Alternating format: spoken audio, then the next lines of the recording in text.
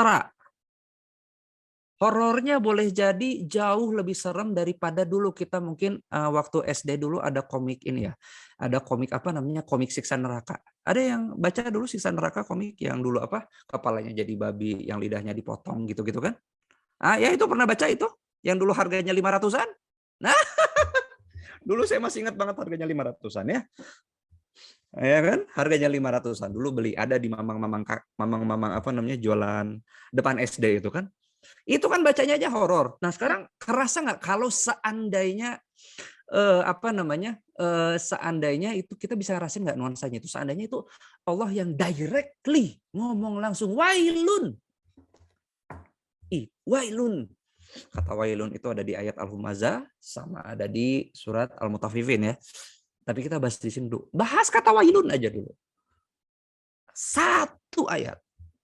Ini kita bicaranya beyond hafalan gitu. Itu ancaman yang luar biasa kan tuh. Bunda Santi bilang miripnya kemarahan yang hakiki. Ancaman yang luar biasa tinggi. Awas kamu, hati-hati banget misalnya kayak gitu kan. Jangan-jangan mungkin misalkan mirip kayak apa namanya? Ya ini kan Allah memberikan sesuatu yang sangat-sangat prinsipil. Don't do this gitu kan.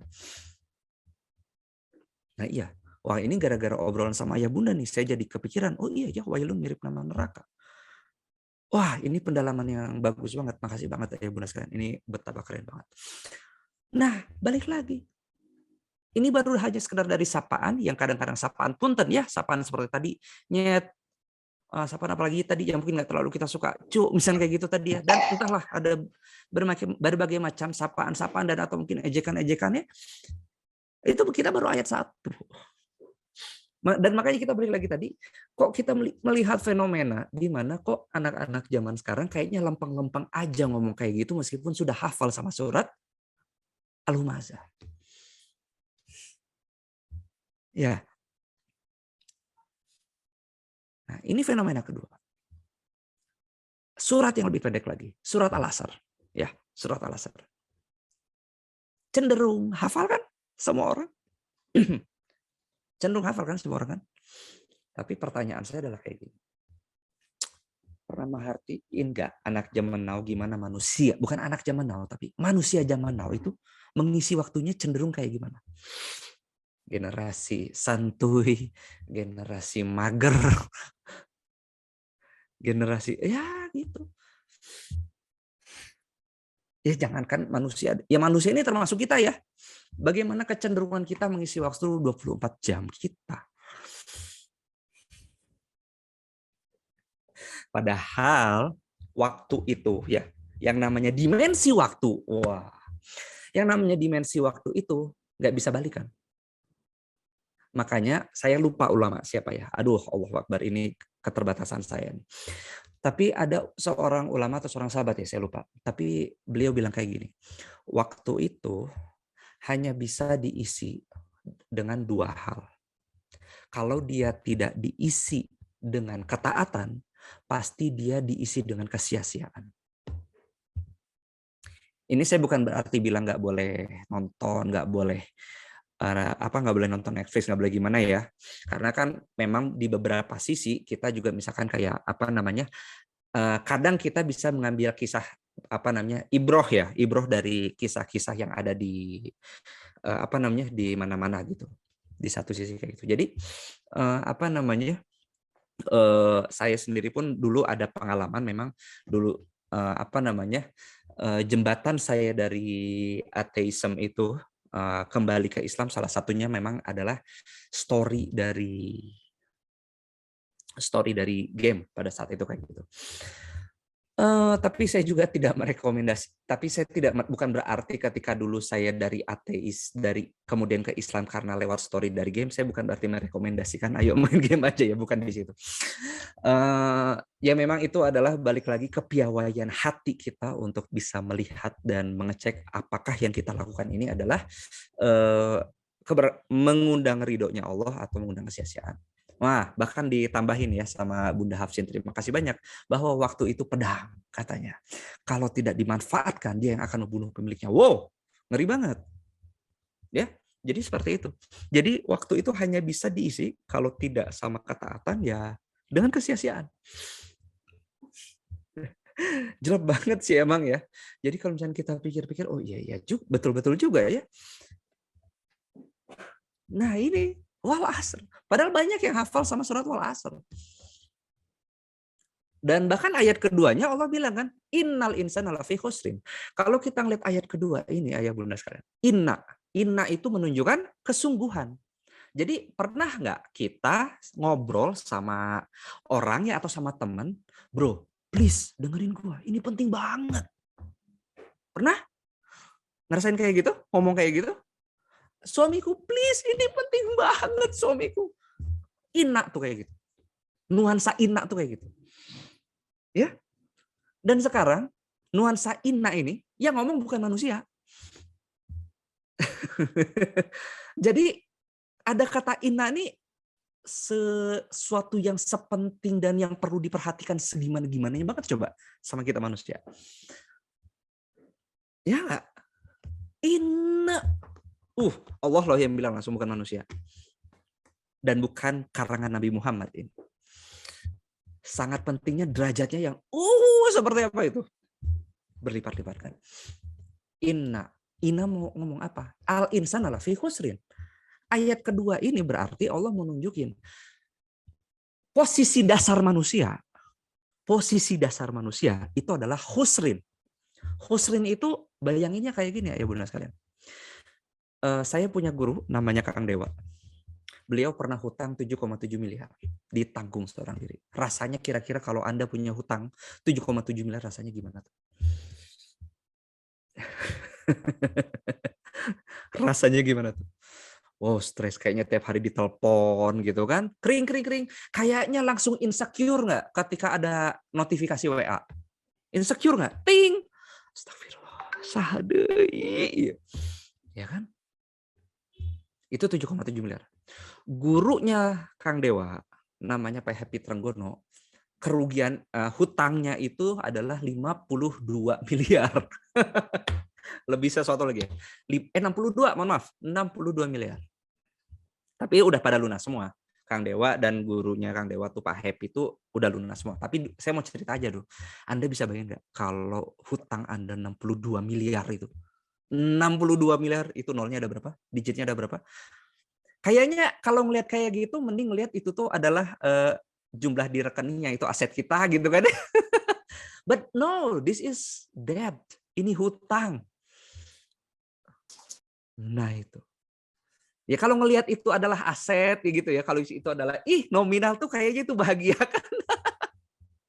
Itu kalau ngelihat itu hutang, aduh ya Allah. Nah, teman-teman sekalian, sekarang saya mau ngajak Anda, kebayang nggak hutang negara Indonesia itu sekitar 6.000 triliun ya sekarang ya. 6.000 triliun ya. Kebayang nggak? Kalau hutang negara Indonesia 6.000 triliun itu ditanggung oleh Anda seorang diri, rasanya gimana tuh? Wow, ngeri banget ya 6.000 triliun. Nggak kebayang. Kayaknya pengen ngilang gitu kan. Bunda Anita juga bilang kayaknya pengen ngilang. Nah tapi gini, ada kata husrin. Husrin itu artinya adalah big loss. Very big loss. Big loss itu adalah kerugian yang sangat besar yang kita bisa bayangkan. Kalau Allah bilang husrin itu adalah kerugian yang jauh lebih besar daripada kita nanggung 7.000 triliun seorang diri. Wow. Ayah bunda sekalian, saya nggak kebayang. Kalau Al-Asr ini hanya 2 ayat ini doang, gimana coba? Udah Allah bilang inna al-insana lafi khusrin. Kalau seandainya Al-Asr ini hanya 2 ayat, gimana? Itu stres itu pas itu. Ya Allah. Itu insecure. Duh, lihat, bayangkan. ternyata dari setengah jam ini kita ngobrol, kita ternyata merasakan pendekatan yang berbeda ketika kita mendekati Al-Quran dengan cara yang berbeda, kita bisa ngerasain berbagai macam emosi itu bercampur di dalam hati kita. Ya. Panduan itu kerasa bahwa ternyata Al-Quran itu panduan. Iya. Untungnya Alhamdulillah loh, ada ayat ketiga. Alhamdulillah loh, ada ayat ketiga. Ayat ketiga bilangnya apa? Illal ladzina amanu wa amilus solihat tawasau bil haq tawasau bis sabr. Ada 4 syarat biar nggak kena khusrin. 4 syarat ini mirip kayak waktu saya zaman dulu tuh, waktu saya mau lulus SMA, itu perlu lulus bahasa Indonesia, bahasa Inggris, sama matematik. Nilainya minimal 62. Jadi kalau misalkan bahasa Indonesia saya 100, bahasa Inggris saya 100, tapi matematikanya 61, saya lulus nggak? Lulus nggak? Kira-kira? Enggak. Karena syarat minimumnya adalah 3 pelajaran itu perlu lulus minimum 62. Itu dulu saya. Siapa yang seangkatan sama saya? Coba. Ya. Nah, maka berarti ayah bunda sekalian, jadi kan gini ya, state dasar manusia itu berarti adalah husrin, ya tah? Nah, kalau seandainya kita tahu nih, kita betul-betul melek sama kata husrin ini, ayah bunda sekalian. Kira-kira kita ngisi waktunya bakal seperti yang akan kita lakukan sekarang nggak?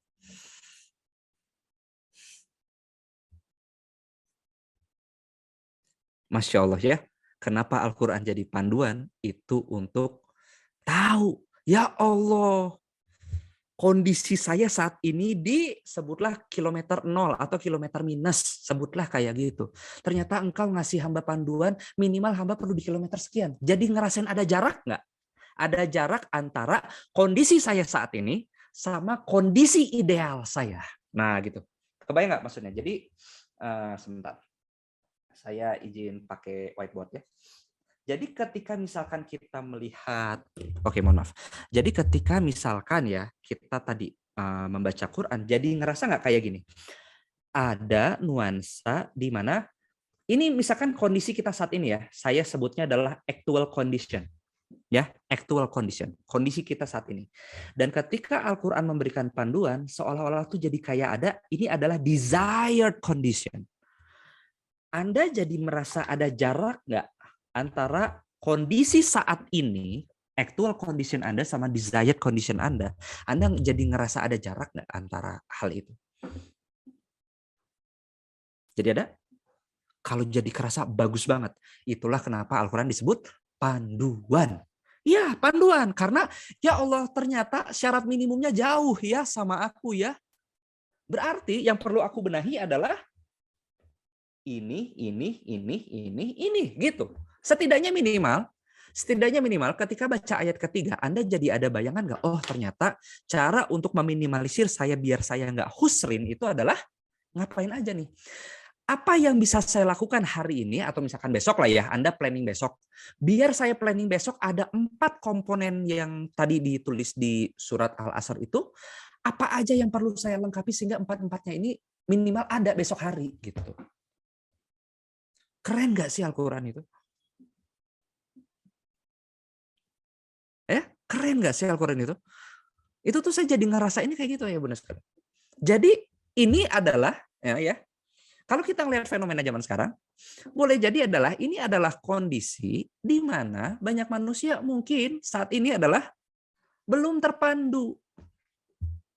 Karena belum terpandu, anggapannya adalah ya udahlah, hidup mah adalah untuk menikmati hidup. Masa sih Allah nyiapin manusia untuk apa namanya? Untuk santuy, untuk ya rebahan gitu. Allah nyiapin manusia untuk apa namanya? Untuk jadi financial freedom misalkan. Sebutlah ya, kita ngelihat para crazy rich gitu ya. Ngelihat para crazy rich kayaknya enak ya, santai ya, bisa kayak gini, bisa kayak gitu, bisa belanja ini, bisa belanja itu. Nah, kalau misalkan ngelihat emang manusia diciptakan kalau misalkan sebutlah oke, Anda tiap hari nggak perlu mikir lagi belanja apa karena sudah terlalu banyak gitu. Terus mau Anda isi sama main PS tiap hari terus-terusan gitu. Enggak kan? Saran saya, ya justru sekarang Crazy Rich itu jadi pembelajaran buat kita. Ketika rich-nya diambil, sisanya adalah crazy. Ternyata cara ngambilnya boleh jadi juga ternyata adalah cara ngambil uangnya crazy. Jangan jadi crazy rich lah, ya. Jadinya barokah rich aja.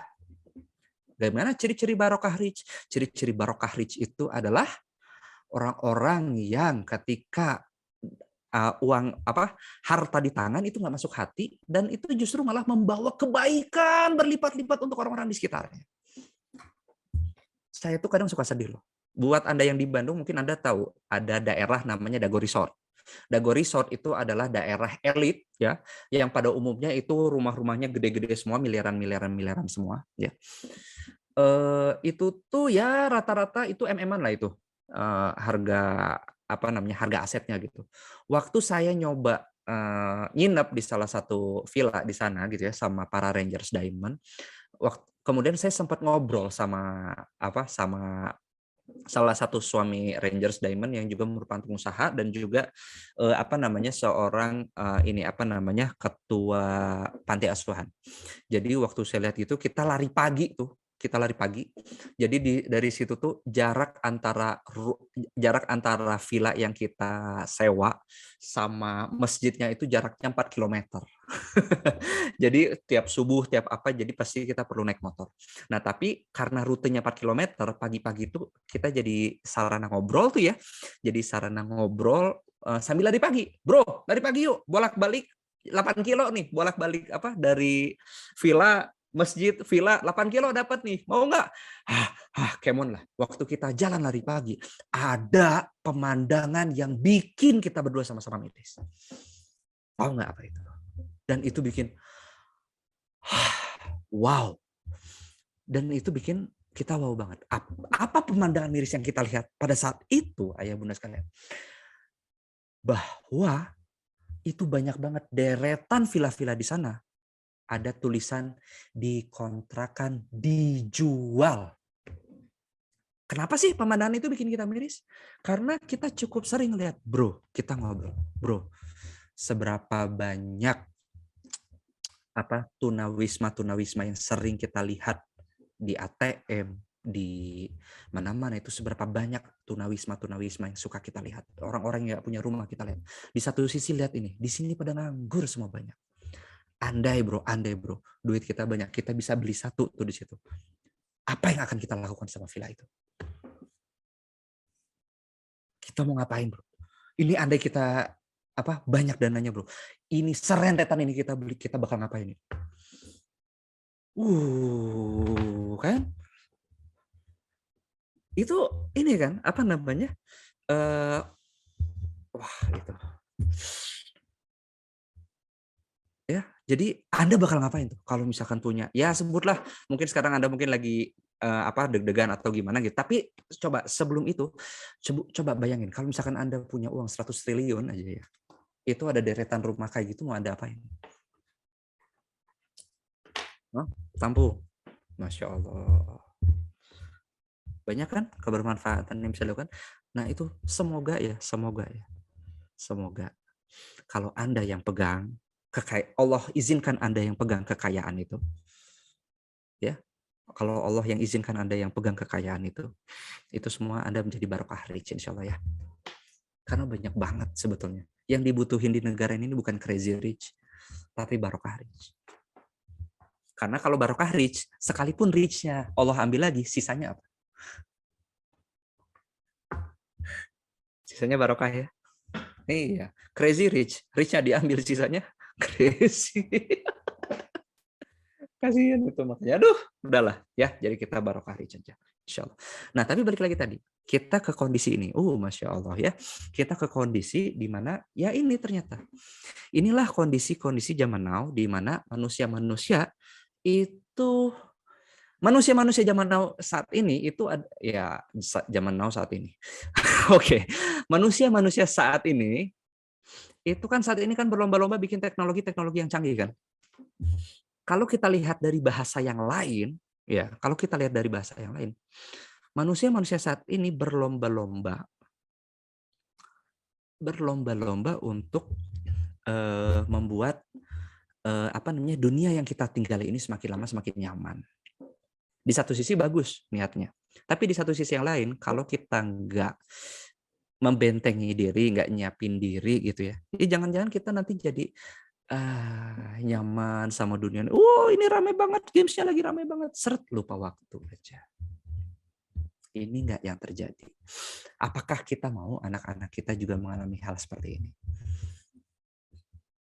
Iya itu. Jadi kecanggihan teknologi pasti ada efek samping. Bukan berarti ditinggalin semuanya, ya bukan berarti ditinggalin semua. Pahami efek sampingnya biar kita nggak kena efek samping. Gitu. Ya. Nah jadi tapi balik lagi di sini. Ini adalah dua fenomena loh. Dua fenomena yang kita lihat. Kenapa jadi living Quran ini penting? Ya. Kenapa jadi living Quran ini penting? Makanya obrolan saya sekarang balik lagi tadi. Saya mah nggak gerget-gerget amat gitu. Buat misalkan, Kang, gimana caranya biar anak-anak sedini mungkin hafiz Quran? Ya mungkin ngobrol aja sama orang lain. Dan saya ngerti kok itu juga ada keutamaan tersendiri gitu. Tapi itu bukan gerget utama saya gitu. Gerget utama saya itu adalah bahwa coba, ya ini jadi pertanyaan besar yang perlu kita pikirkan. Al-Quran dari zaman Nabi Muhammad sampai sekarang berubah nggak? Enggak kan? Enggak kan? Kenapa kualitas orangnya beda jauh banget? Zaman dulu sama zaman sekarang. Padahal Al-Qur'annya sama. Pemahaman. Saya diingetin sama guru saya, Ustadz Budi Asari ya. Saya lupa ya, siapa yang bilang salah satu sahabat Rasul. Benar lupa banget ini, tapi salah satu sahabat Rasul beliau bilang kayak gini. Zaman kami, as-sabiqun al-awwalun ya. Zaman kami adalah masa-masa di mana orang-orangnya itu adalah orang-orang yang sulit menghafal, mudah mencerna. Aku khawatir akan ada masa di mana generasi yang muncul adalah generasi yang mudah menghafal, sulit mencerna.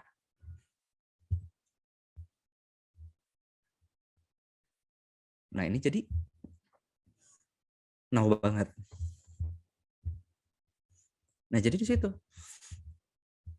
Ya, sekali lagi ya, saya tidak mau mendemotivasi Anda kalau misalnya Anda mau anak Anda cepat-cepat ya mangga gitu. Tapi ada hal yang jauh lebih esensial menurut saya. Makanya sekalipun misalkan saya juga sebenarnya deg-degan aja memang sekarang nih. Ini siapa saya ngomong? Saya hafiz juga bukan. Anak-anak saya juga ya baru segitu-segitunya. Ya udahlah, bismillah ya. Makanya ini dilatih isinya tuh kayak gini. Karena misalkan gini. Berbicara jujur ya, misalkan. Berbicara jujur itu tidak mudah. Ketika misalkan sebutlah teman-teman sekitar misalkan ya sudah bersekongkol lu mana diem ya, kamu diem ya, jangan ada yang ngasih tahu guru misalkan tentang kejujuran. Jadi orang yang berkata jujur itu kan ibarat kayak pengadu kan, menjadi pengadu itu punya social cost yang lumayan gede, ya nggak? Iya, perlu dilatih nggak? Kenapa kita bilang kejujuran itu perlu dilatih? Ya itu, coba punya nggak keberanian untuk kayak gitu kan?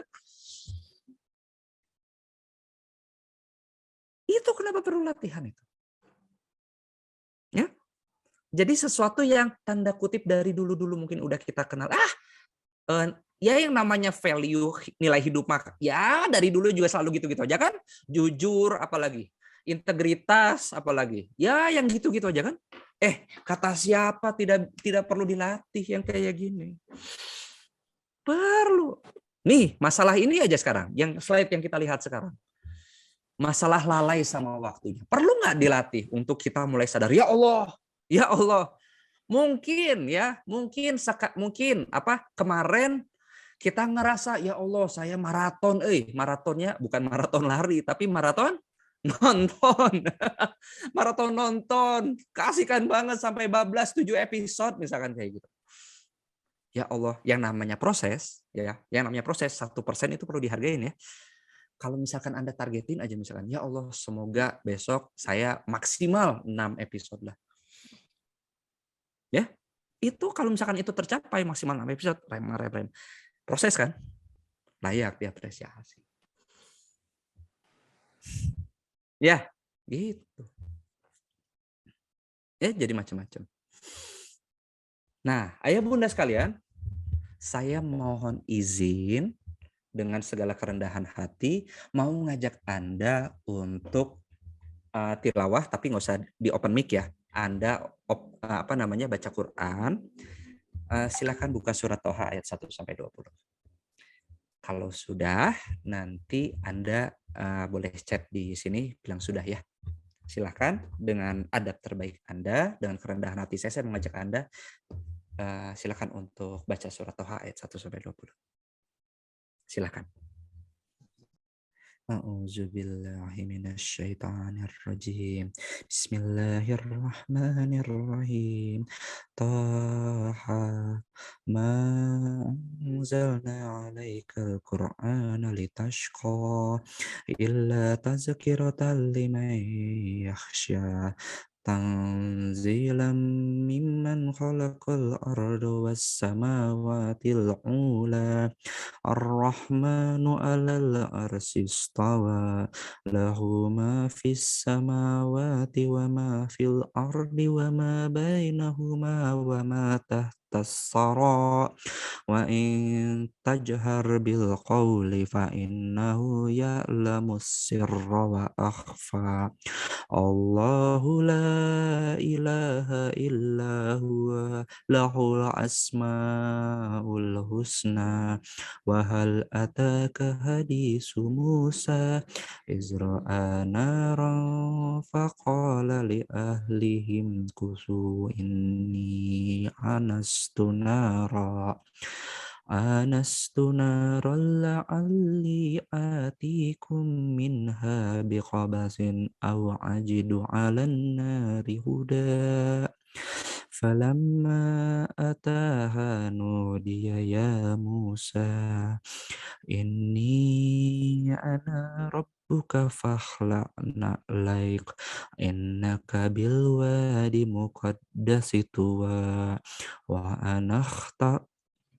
وأنا اخترتك فاستمع لما يوحى إنني أنا الله لا إله إلا أنا فاعبدني وأقم الصلاة للذكري إن الساعة آتية أكاد أخفيها لتجزى كل نفس بما تسعى فلا يصدعنك عنها من لا يؤمن بها واتبع هواه فتردى وما تلك بيمينك يا موسى قال هي عصاي أتوقع عليها وأهش بها على غنمي ولي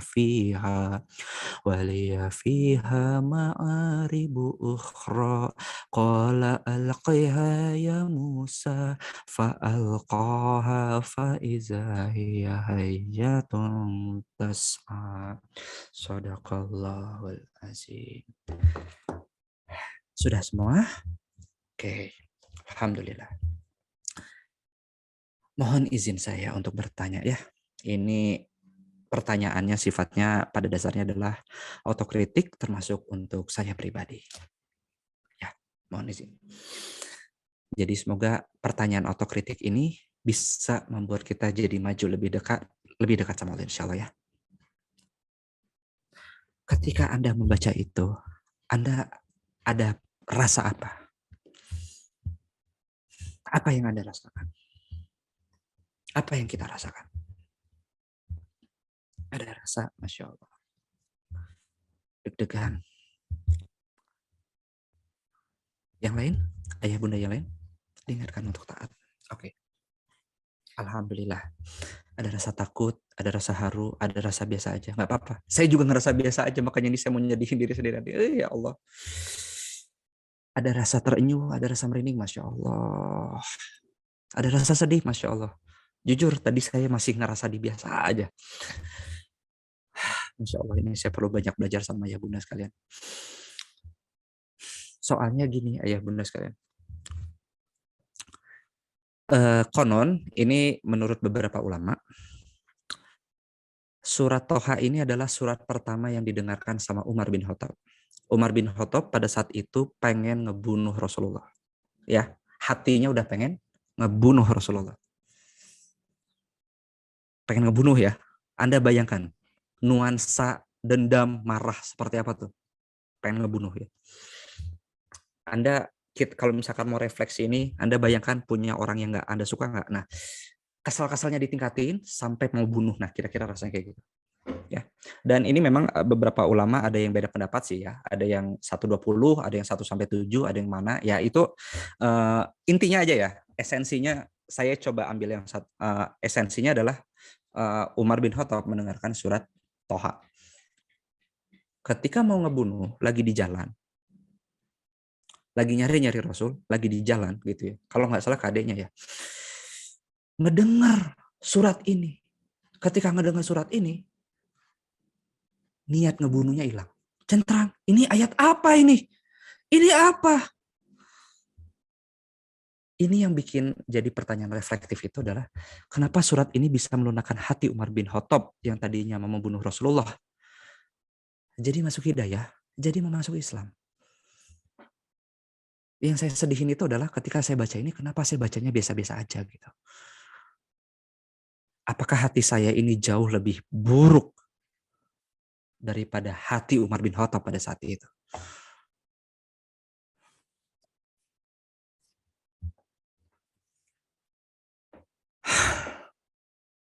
Ketidakmengertian kita akan makna itu ternyata jauh lebih mengerikan daripada rasa ingin membunuh ternyata ya.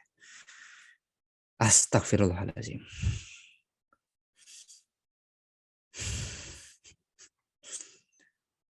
Ketidaktahuan itu ternyata bahaya banget. Yang lebih bahaya dari ketidaktahuan ayah bunda sekalian adalah ketidakmautahuan. Yang lebih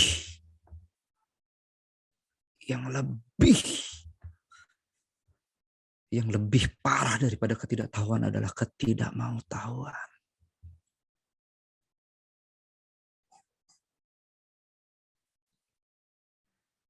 Ya,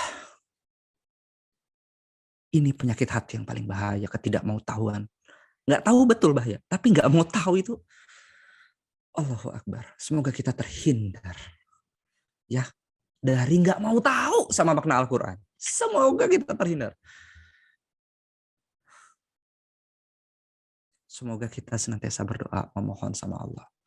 Ya Allah, lembutin hati hamba ya Allah. Ternyata hati hamba jauh lebih keras daripada Umar bin Khattab ya Allah. Ya, ini gitu. Jangan-jangan Al-Quran berdebu di pojok rumah kita. Bukan karena kita yang nggak mau baca Quran, tapi jangan-jangan Al-Qurannya yang emang nggak mau disentuh sama kita.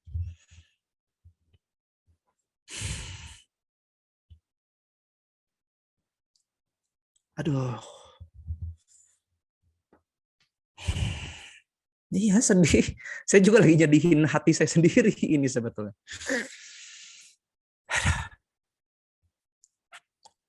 Tapi untungnya, menariknya tuh ini ya. Surat Toha ayat 1-20, nyentil kita mungkin kita nggak ngerti artinya. Tapi nyentil kita saat ini dengan cara kayak gini. Ayah bunda sekalian, kalau hati kita udah kesentil sama cara lain surat Toha nyentil kita saat ini, dan kalau misalkan kita nggak bergerak juga, berpindah ke tempat yang lebih baik lagi, dengan cara apa lagi kita perlu diingetin?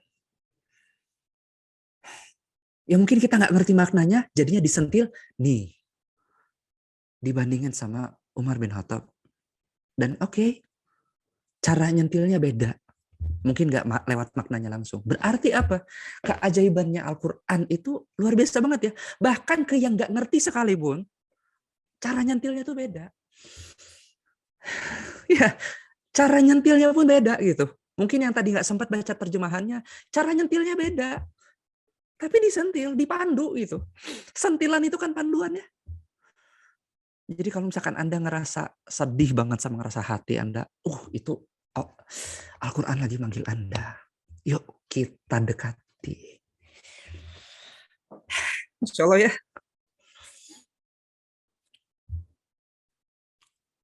Maka ayah bunda sekalian, boleh nggak mohon izin? Ini otokritik aja ya. Ini sekali lagi otokritik aja. Otokritik ini tujuannya bukan mau merendahkan siapapun, tapi pada dasarnya adalah pengen menggerakkan kita. Kalau yang kesentil, ayo maju bareng-bareng. Ya, itu ya. Secara jujur, ya, ini otokritik. Pertanyaan otokritik. Secara jujur-jujuran, panduan apa yang Anda dapatkan dari surat An-Nas yang sudah kita hafal?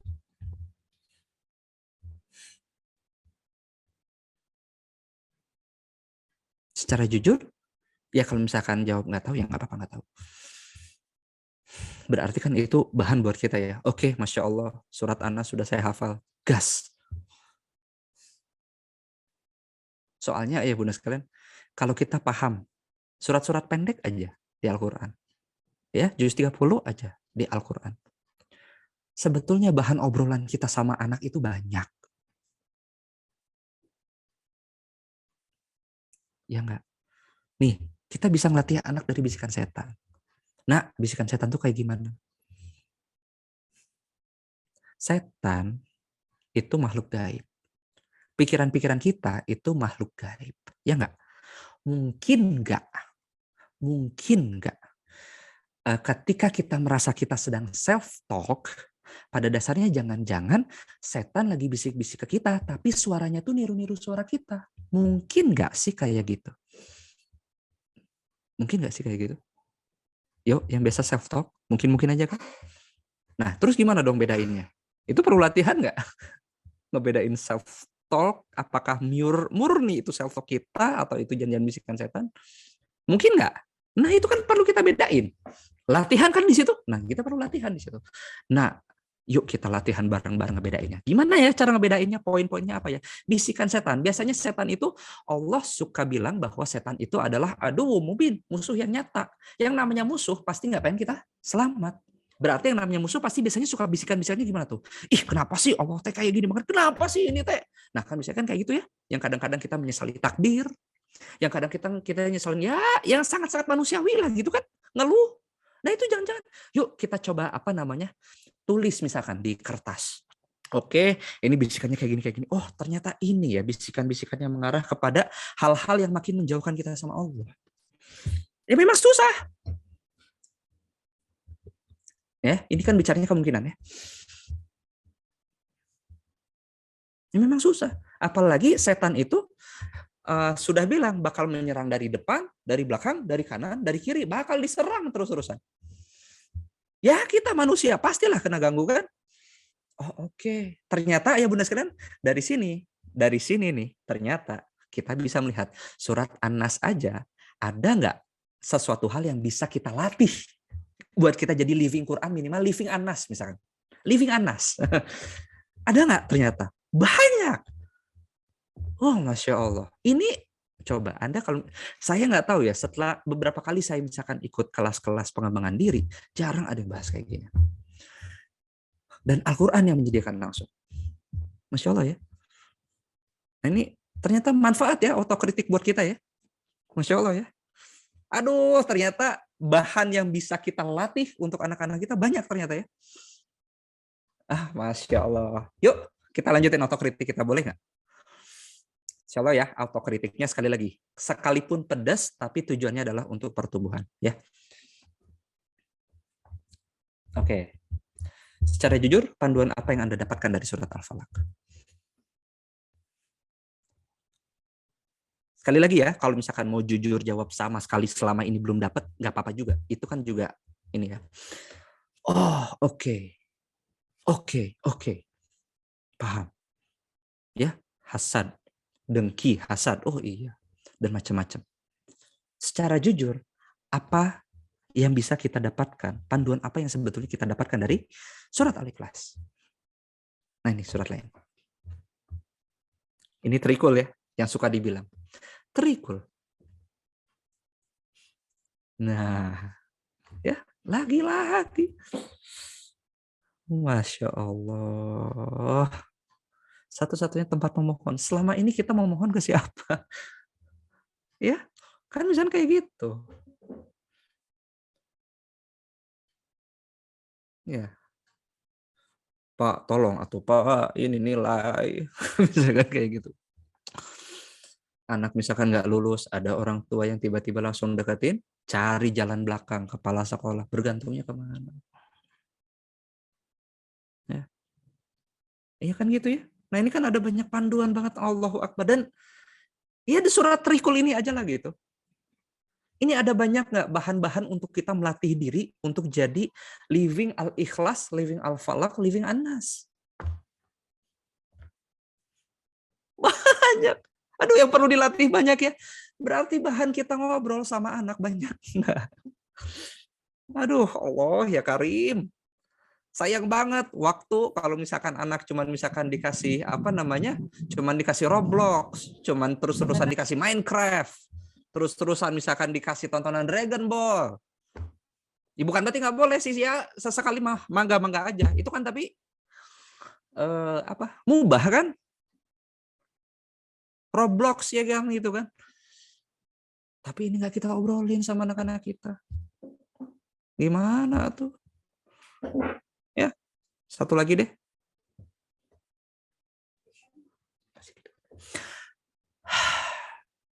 Panduan apa yang kita dapatkan dari surat Al-Fil? Ini masih juz 30.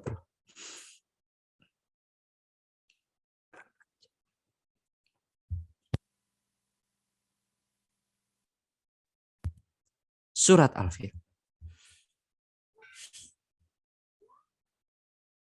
Panduan apa yang kita dapat dari surat Al-Fil? Kisah tahun gajah. Ya, kisahnya betul. Panduan apa di situ? Nah, yang nggak tahu nggak apa-apa. Kan berarti Allah. Bisa jadi saya mungkin saat ini belum tahu bagaimana cara mengutilisasi kisah. Mengutilisasi itu menggunakan ya. Menggunakan, memanfaatkan kisah. Ya nggak apa-apa. Berarti, oke, ini PR saya. Panduannya apa ya? Oke. Nah, di situ kan. Ini menarik kan? Ya jadi nggak apa-apa. PR kita banyak, ayah bunda sekalian. PR kita banyak, ayah bunda sekalian. Dan sebetulnya bahan ngobrol kita tuh banyak. Harusnya tuh orang tua tuh apa ya? Nggak mati gaya gitu. Nggak mati gaya buat ngobrol sama anak. Bahkan kalau misalnya ini kisah, wah jangan-jangan kalau misalkan cara kita ngomong lebih asik daripada apa? Daripada Roblox tuh. Jangan-jangan anak kita bisa nempel. Allahu Akbar. Ini doanya berat sekali Bunda Khairun Nisa ini.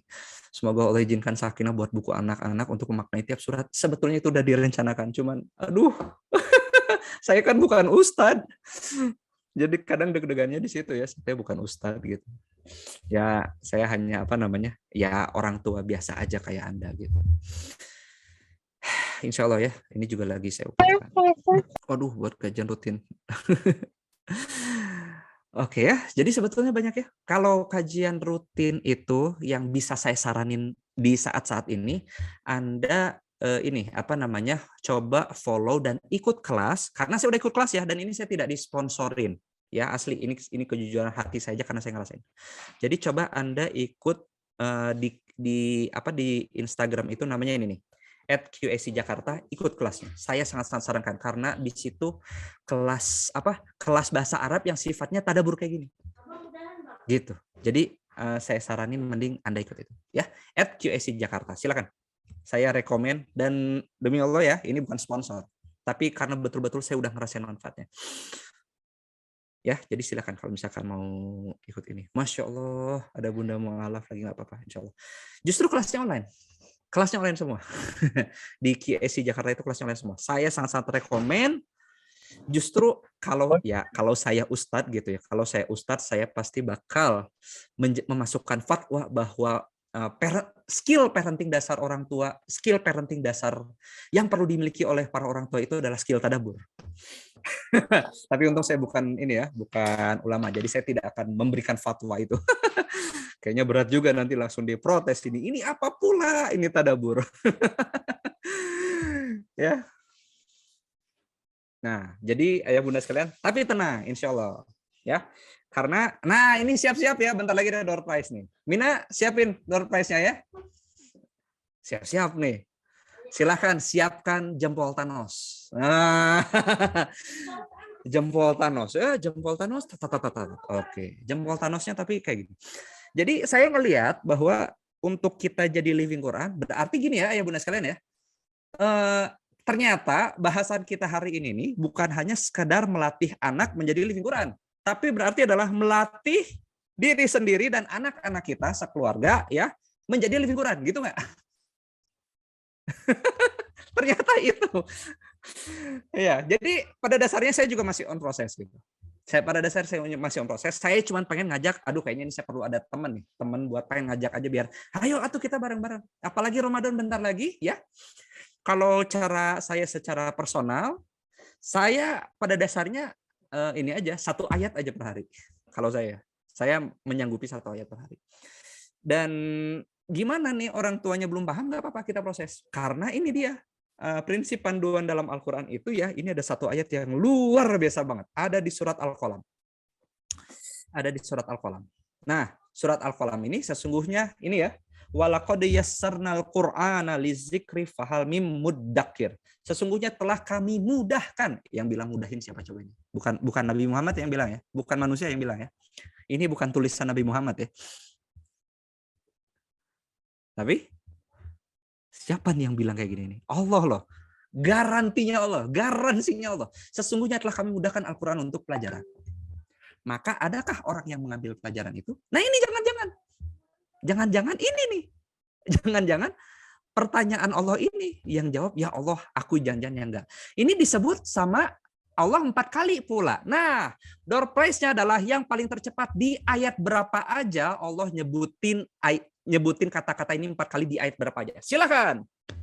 Ayo, dicari surat Al-Qamar ayat berapa aja? 17 1. Ayat berapa lagi? 17 1. Yang ayat ini nih yang diulang 4 kali ini nih. Ini nggak di surat lain. Ini betul asli di surat Al-Qamar diulang 4 kali. Ini 1. Mana lagi? Ayo cari. Cari cepat. 17. Oh, ini baru 2 nih. 17, 25. 22. Ayo, coba mana? Langsung dong 4-4-nya. Ayo, pertanyaan yang jawaban tercepat nanti Mina pilih ya. Wah, itu coba. Siti Saadah coba. Nanti dicek 17, 22, 32, 40 nggak? Yuk kita cek bareng-bareng. Jawaban yang benernya mana? 17? Diulang kan 4 kali kan? Kalau Allah ulang 4 kali berarti tandanya iya, Allah ulang 4 kali. Oke, jadi jawaban yang benar mana? 17, 22, 32, 40. Yang paling pertama tadi siapa? Tadi kalau nggak salah saya lihat tadi ini ya.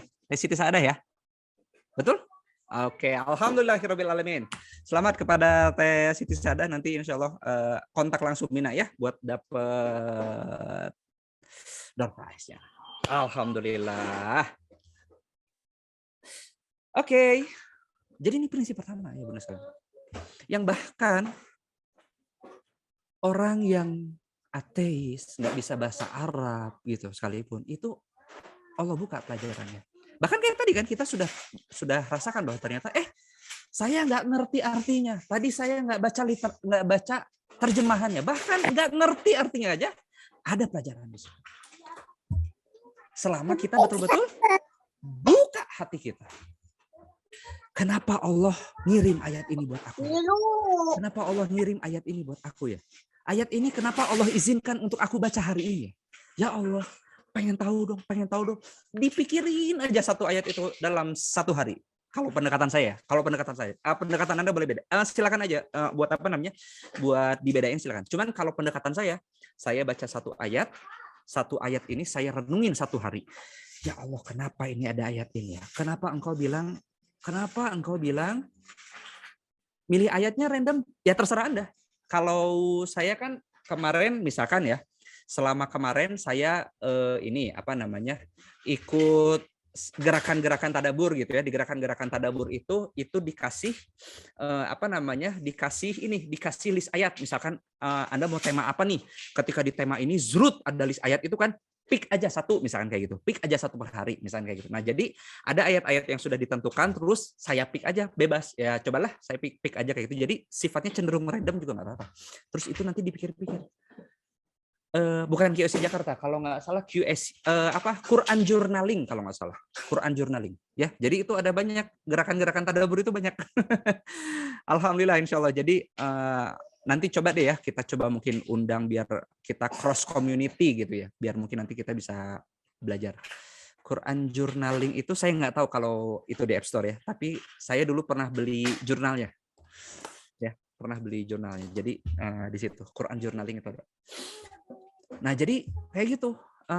Misalkan maulah boleh kita misalkan random dari surat pendek atau dari surat apa gitu, atau misalkan dari surat Al-Ikhlas misalkan tadi. Kenapa kan sederhananya gini. Al-Qur'an itu mukjizat bahkan sampai huruf-hurufnya kan. Ya enggak? Sampai satu hurufnya tuh mukjizat semua kan. Nah, berarti ada kesengajaan di semuanya. Semuanya itu ada kesengajaan dari Allah, ada mujizat-mujizat tersendiri. Nah, yang namanya Al-Qur'an itu asal katanya dari kata qoro'a.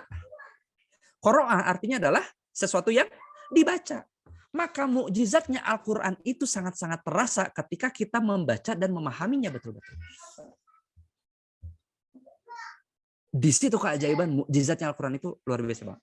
Mukjizat yang bahkan mengalahkan tongkat jadi ular, mukjizat yang bahkan mengalahkan terbelahnya laut ya, zrut. Mukjizat yang bahkan mukjizat apa lagi coba yang disebutkan? Mukjizat yang bahkan bisa mengalahkan manusia bisa dihidupkan kembali. Kan mukjizat semua itu. Itu ya Bunda sekalian. Ya itu kan ada banyak ya, silakan itu dibagi. Al-Quran itu punya power yang jauh lebih kuat di situ. Cuman kita ingat asal katanya Al-Quran, asal katanya adalah qoro'a. Berarti mukjizat itu baru betul-betul banget, sangat terasa ketika kita qoro'a, ikro. Baca itu bukan hanya sekedar walaqad yassarnal Qur'ana lizikri fahal mim muddakir. No. Pelan-pelan maknai, dalami apa ya maksudnya. Kalau Anda butuh tafsir, oke. Tafsir itu investasi. Tafsir itu investasi akhirat. Jadi kalau misalkan para crazy rich kemarin nawarin trading untuk jadi investasi, saya nawarin investasinya adalah mending Anda beli tafsir. Demi Allah. Tafsir investasi Anda. Mahal, Kang. Mau nggak? Ini yang namanya investasi begitu. Berjuang untuk itu. Karena para ulama itu banyak para ulama yang nulisnya di penjara. Itu perjuangan luar biasa banget. Dan bahkan udah meninggal, tidak menikmati harta dari hasil penjualan itu. Tapi itu investasi buat keluarga Anda. Trust me. Kalau mau yang lumayan rada ringan mudah untuk dicerna, itu saya saraninnya rekomennya adalah tafsir Al-Azhar yang saya rekomen ya.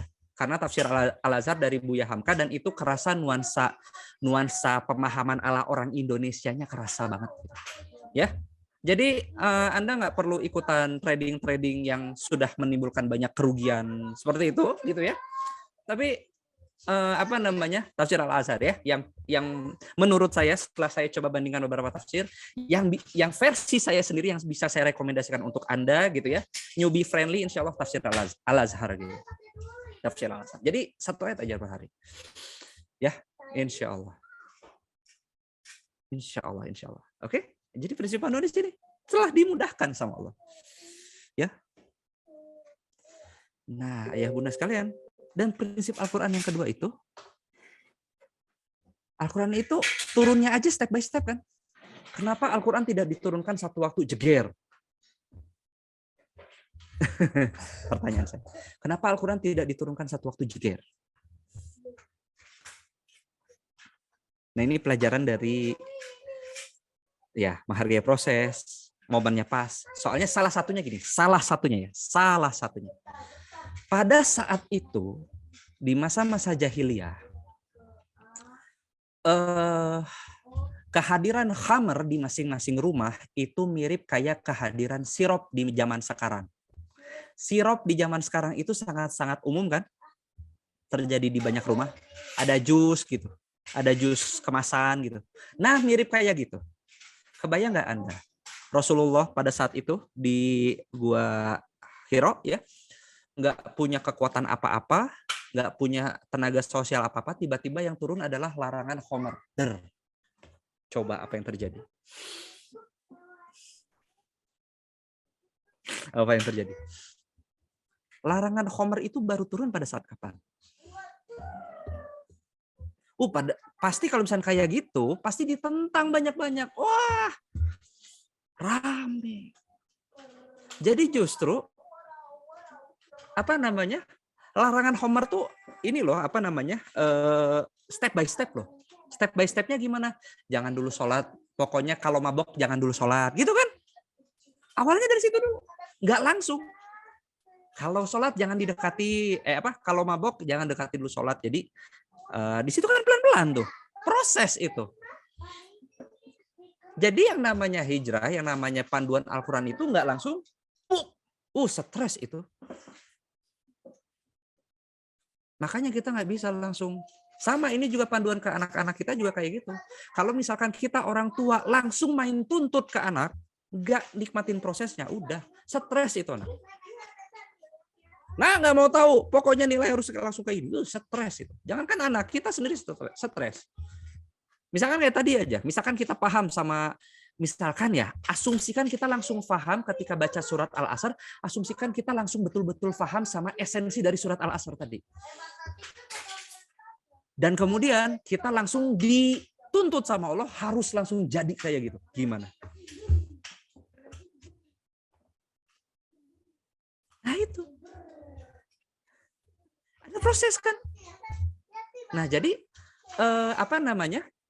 Kalau Anda perhatikan surat-surat Al-Makkiyah, surat-surat Makkiyah, surat-surat yang diturunkan di Mekah itu tidak banyak fikihnya. Tidak banyak fikihnya.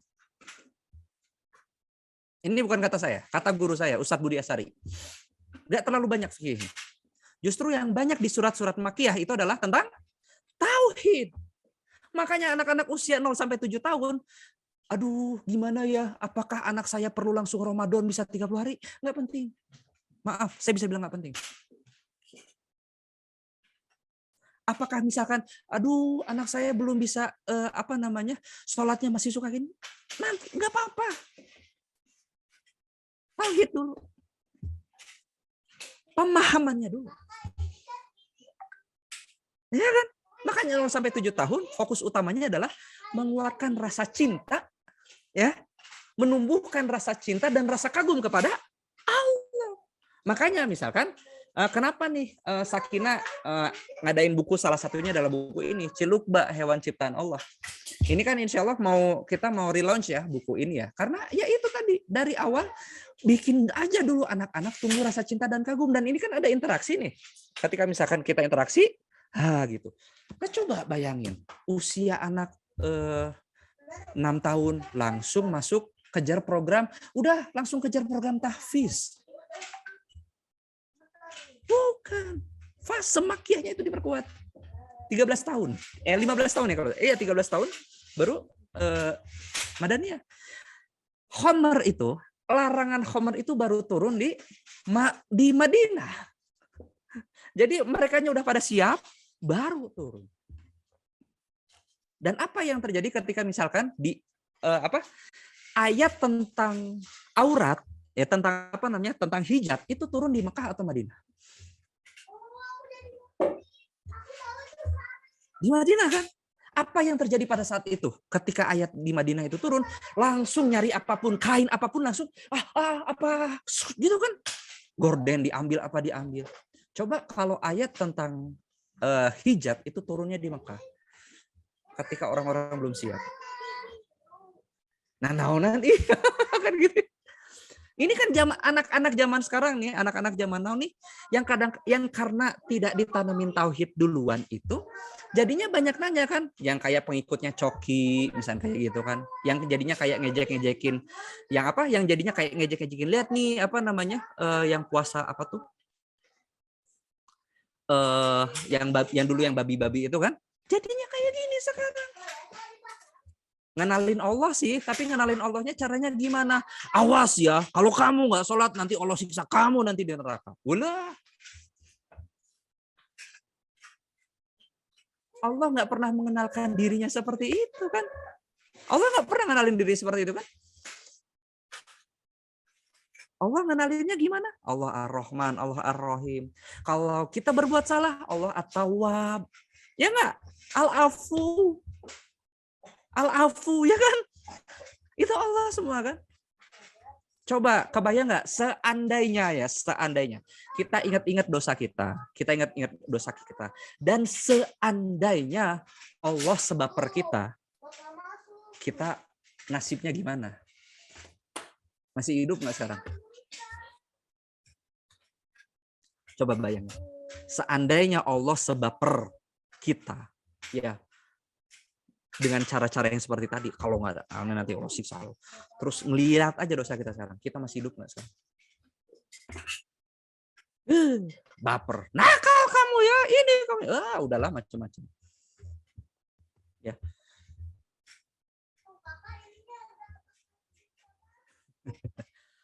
Jadi di situ kita orang tua juga perlu belajar bagaimana menyerap sifat al-afu atau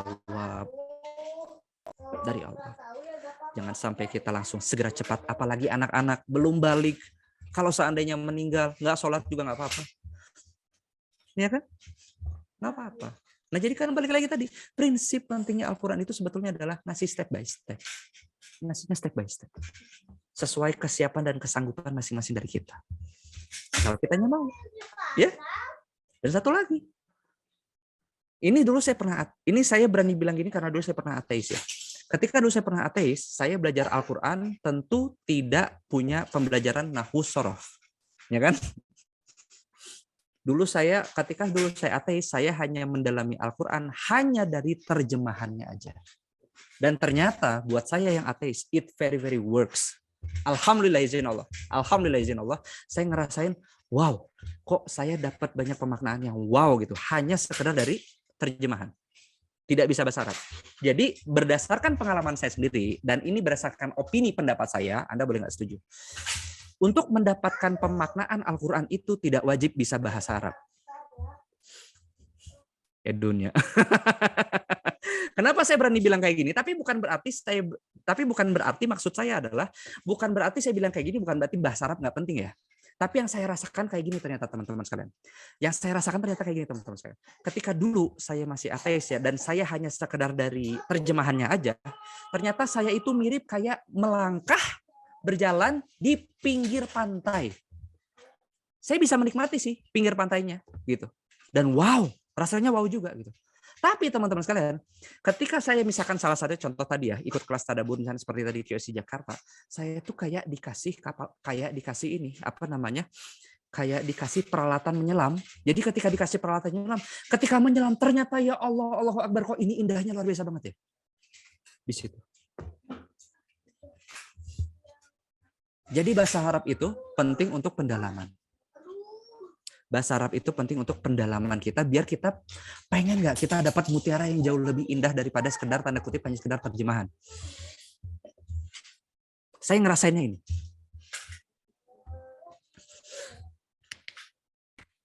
Jadi ayah bunda sekalian, kenapa Allah memudahkan sekali? Ya nggak apa-apa, terjemahan aja dulu. Terjemahan aja dulu. Tapi jangan berpuas diri hanya sekedar di situ gitu. Ya. Ketika saya belajar nahwu, ketika saya belajar sorof, Allahu Akbar, keindahannya di sini ya. Nah itu.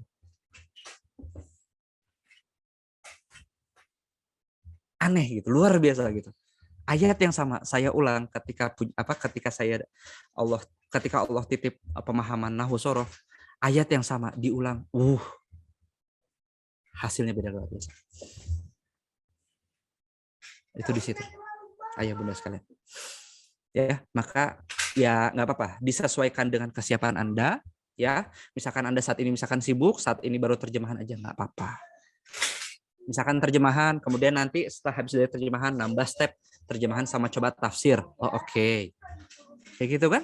Ketika misalkan Anda waktu Anda lebih luang dan lebih terjemah, oke, saya mulai ikut kelas bahasa Arab buat lebih mendalami. Itu kerasa loh. Satu ayat yang saya baca pada saat dulu hanya sekedar terjemahan, saya ulang. Beda luar biasa. Beda luar biasa. Masya Allah. Saya ternyata bisa ngerasain. Dari surat misalkan Al-Asr, ada kata tawasobil haq, tawasobil sabar kan. Waktu dulu saya lihat terjemahan, oke. Tawasobil haq, saling menasihati akan kebaikan, saling menasihati akan kebenaran. Gitu kan? Terjemahannya gitu kan? Kita lihat terjemahan Kemenak seperti itu kan? Waktu saya coba mendalami secara bedah satu kata.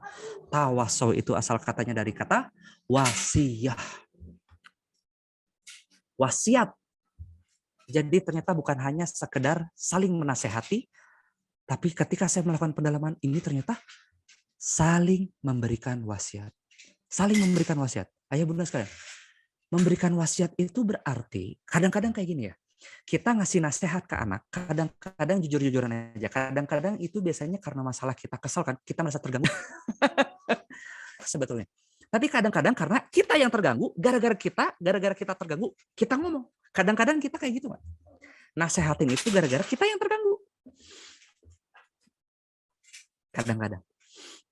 Kadang-kadang sih ya, nggak tiap hari. Nah, ya. Ngaku juga kita ya. Nih ya gitu, kita ngerasain gitu kan kadang-kadang kan. Nah, tapi ketika pemaknaan saya tentang wasiat, ya Allah. Wasiat ini, ayah bunda sekalian, wasiat ini itu hanya bisa kita sampaikan kepada siapa sih? Orang-orang yang kita cintai. Betul?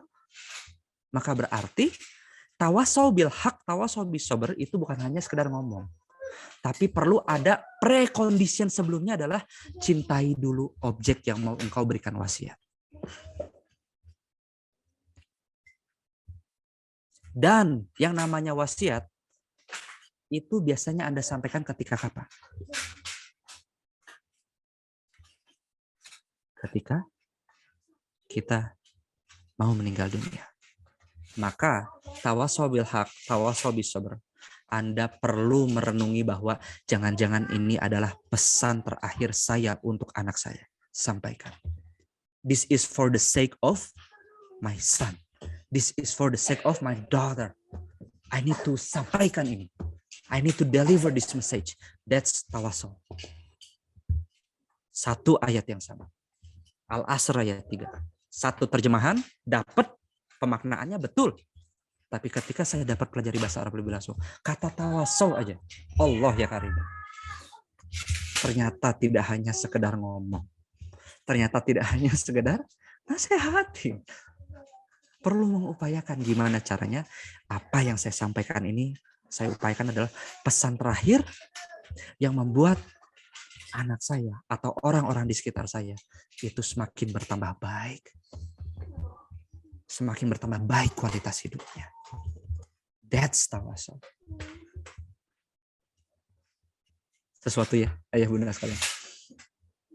Perlu nggak kita melatih diri untuk tawasul sama orang-orang di sekitar kita?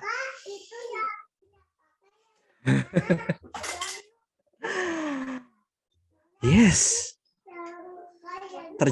Ketika kita melihat terjemahan, ternyata ada latihan-latihan yang Allah sisip di situ. Ketika kita mendalami lebih lanjut, Allah ya karim. Yes. Ketika saya mendalami, ya Allah, kenapa ayat kedua dari Ar-Rahman, Allamal Quran. Wow, itu ada keindahan sendiri di situ, ayah bunda sekalian. Dan kayaknya nggak mungkin saya sebut di sini karena keterbatasan waktu. Mungkin kita di lain waktu ya. Tapi itu beautiful banget. Allamal Quran. That's very very beautiful. Masya Allah. Itu tapi nanti ya. Itu nanti ya. Nah makanya kalau merasa nahwu soroh susah, ini saya nggak tahu ya. Kata para ustadz, kan ada beberapa ustadz yang ikut QSC Jakarta tadi ya. Kata para ustadz yang udah belajar nahwu sorof ikut at QSC Jakarta, kok jadi sesederhana ini gitu ya. Itu kesan-kesan mereka seperti itu. Beberapa ustadz yang ngobrol ke saya juga kayak gitu. Tapi saya kan bukan anak pesantren, jadi saya nggak tahu. Cuman saya jadi saksi bahwa banyak testimoni bilang kayak gitu. Coba ya at QSC Jakarta. Semoga itu nahwu sorofnya jadi ngelotok gitu. Saya nggak tahu tuh kalau dulu gimana. Nah, ini kita baru masuk tentang berarti kenapa kita perlu melatih anak untuk menjadi living Quran? Ini kita baru masuk kenapanya ya? Karena menjadi living Quran ini pada dasarnya adalah long life learning, ayah bunda sekalian. Ini adalah proses panjang yang perlu terus-terusan kita lakukan sampai maut menjemput. Kalau buat karir kita aja, kita belajar dulu tuh SD, SMP, SMA, kuliah. Bahkan dulu saya kuliah di kedokteran. Di kedokteran ada spesialis, subspesialis apa gitu kan. Untuk profesi kita aja, dunia keprofesian kita aja kayak gitu. Apalagi untuk urusan akhirat. Ya, karena ini urusannya adalah di Quran juga dipelajari tentang bagaimana cara kita merespon tentang kehidupan. Bagaimana nih misalkan kita ngerespon tentang kehidupan, ngerespon tentang apa, itu di Quran kan ada respon-responnya sebetulnya. Gimana kalau suaminya beli pada dasarnya kan itu ada tuh. Tadi ya, ternyata cara nasehatin itu responnya diajak sama Allah untuk makin tinggi. Nah, level tertinggi yang saya pahami saat ini ya, gitu ya. Saya bilangnya saya pahami saat ini karena bisa jadi jangan ada yang lebih tinggi. Ya tadi tawasul. Wow, proses memberikan nasihat aja, tawasul itu aja sesuatu yang perlu dilatih panjang. Long life learning kan. Dan Allah, kebayang nggak kenapa Allah pasang standar seolah-olah setinggi itu gitu. Kenapa menurut Anda Allah pasang standar setinggi itu? Pada dasarnya adalah Allah pengen semua manusia derajatnya setinggi itu. Ya, Allah pengen semua manusia memang pada dasarnya adalah derajatnya setinggi itu. Jadi ini tuh ajakan dari Allah, bukan paksaan loh. Kalau paksaan kan, bukan ajakan pelan-pelan hambaku. Aku tuh kangen padamu, hambaku, aku kangen padamu. Yuk, kusiapkan langkah-langkah, kusiapkan tangga-tangga, step, biar engkau semakin mulia, biar engkau ditempatkan di tempat termulia bersama Rasulullah kelak. Ya enggak? Kan gitu. Allah mah nggak butuh manusia buat beriman, ya nggak? Bahkan Allah kan bilang, apa sih satu ayat sehabis ayat kursi? La ikraha fiddin, tidak ada paksaan untuk beragama. Karena udah jelas kok mana yang benar, mana yang enggak. Allah cuma pengen ngajak manusia aja, nih yuk, ada jalan, ada tangganya. Kalau mau yang mulia. Keren nggak? Sebetulnya ya gini, gitu. Jauh dari doktrinasi, jauh dari paksaan sebetulnya kan kayak gitu ya. Masya Allah. Maka ini proses. Living Quran ini proses banget ya bunda sekalian. Ya. Dan how? Oke. Kita mulai masuk ke bahasan yang cukup penting. Gimana sih sekarang kita melatih diri kita ya dan melatih anak-anak kita untuk jadi living Quran. Sekali lagi ya, apa yang kita bahas di sini bukan pekerjaan 1 hari 2 hari ya, pekerjaan long life learning. Jadi apa yang kita lakukan ini kalau bisa upayakan secara istiqomah, semoga nanti Allah yang balas nanti akhirnya nanti ya. Insyaallah ya. Nah, satu, ternyata tadi kita sudah memahami. Ketika tadi di surat Toha, ada yang kita rasanya mungkin tadi beda macam-macam ya. Makanya kita perlu membiasakan untuk membersihkan hati. Gimana sih cara teknis membersihkan hati? Oke, nanti kita bahas. Ya. Yang kedua, biasakan untuk ikro. Jangan hidup hanya sekedar hidup. Karena kalau kata Buya Hamka, kalau hidup hanya sekedar hidup, kera juga hidup. Kalau kerja hanya sekedar kerja, kerbau juga kerja. Ya, jadi perlu ada lain. Jadi jangan sampai hidup kita hanya sekedar ya bahasa orang Sunda mah bilangnya hardolin. Understand hardolin? Hardolin itu mohon maaf ya, ini bahasa Sunda cen. Bahasa Sunda dulu dikasih taunya, hidup mah hanya sekedar hardolin cen. Dahar, modal, ulin, makan, pup, main gitu. Udah cuma sekedar kayak gitu doang kan, jangan sampai cuma sekedar kayak gitu doang. Tapi dalam hidup kita tuh perlu ada ikro. What is the meaning of ikro? Oke, nanti kita bahas nanti ya. Insya Allah saya coba percepat aja slide-nya insya Allah. Dan satu lagi, ayah bunda sekalian, biasakan untuk berinteraksi dengan anak-anak dan pasangan kita. Karena ternyata proses melatih itu perlu interaksi. Ya misalkan nantilah ada macam-macam teknik, storytelling, ada teknik, apalagi kan macam-macam. Tapi bacain buku dan lain-lain macam-macam. Tapi ayah bunda sekalian, inti dari storytelling, bacain buku dan lain-lain macam-macam, itu pada dasarnya adalah interaksi. Ya, gimana kita mau ngelatih anak-anak kita jadi living Quran kalau misalkan kita nggak interaksi sama mereka? Ya, perlu ngobrol, perlu interaksi. Oke? Biasakan diri untuk interaksi sereceh apapun. Nah, maka di sini saya coba bahas satu-satu ya. Bagaimana sih cara sederhana? Ini saya pakai cara sederhana ya. Kalau cara sederhana pada dasar ya berarti ini cara basic.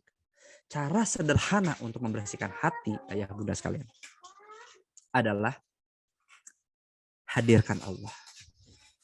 Apa? Cara sederhananya tadi apa? Cara sederhananya tadi apa? Hadirkan Allah. Hadirkan Allah dalam setiap hidup kita. Kita buat Allah betul-betul, kita rasakan betul-betul peran Allah dalam setiap hidup kita. Yang gerakin jantung kita siapa? Yang ngasih oksigen siapa? Yang nyehatin anak-anak kita siapa? Yang ngegerakin seluruh sel-sel tubuh itu siapa? Atas izin siapa? Nasi bisa hadir. Yang dulunya dari apa?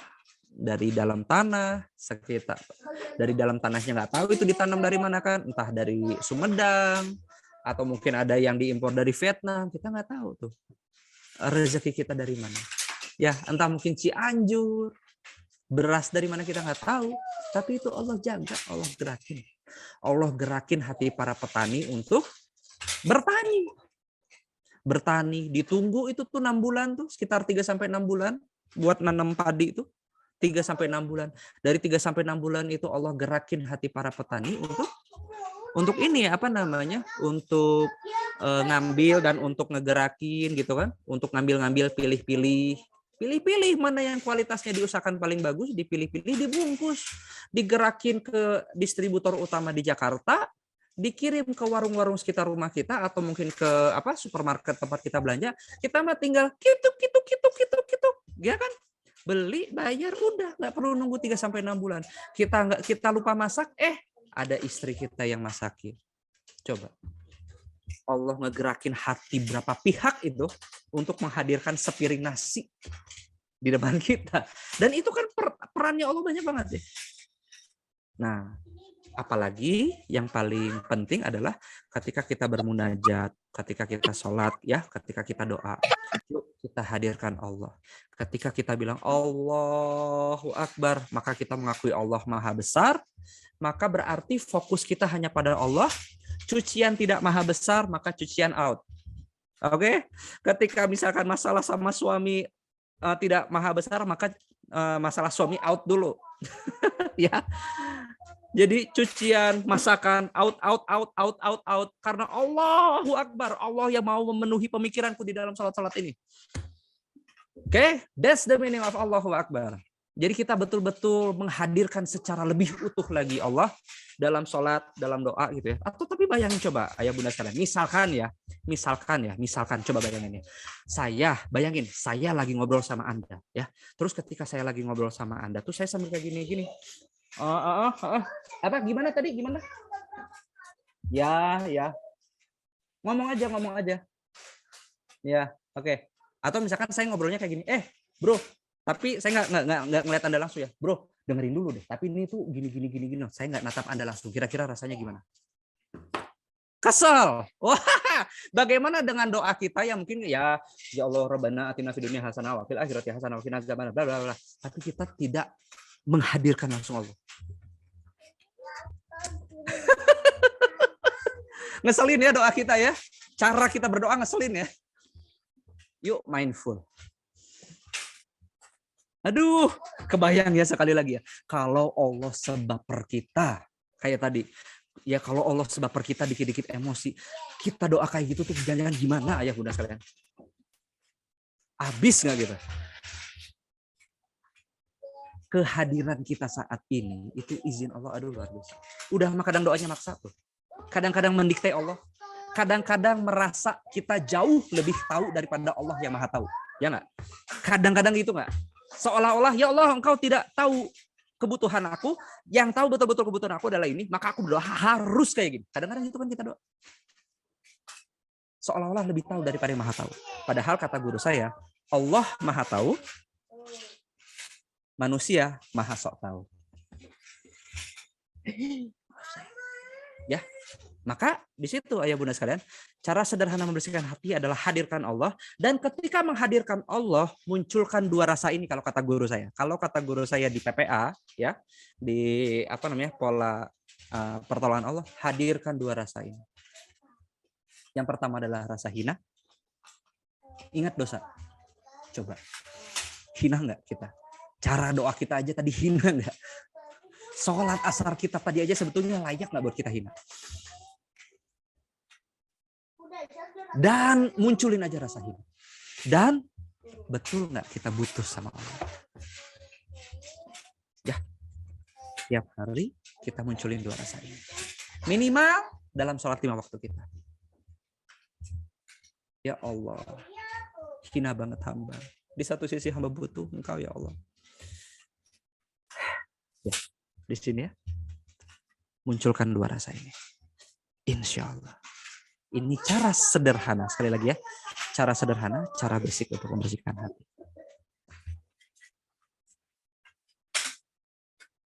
Ya Allah, hamba baca Quran karena hamba butuh, ya Allah.